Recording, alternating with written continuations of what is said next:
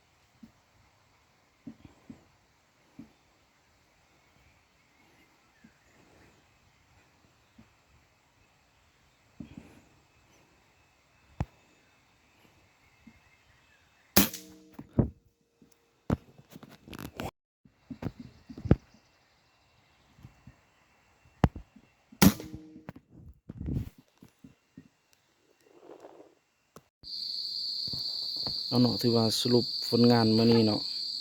ถือว่าโอเคอยู่เนาะมื้อนี้ถือว่า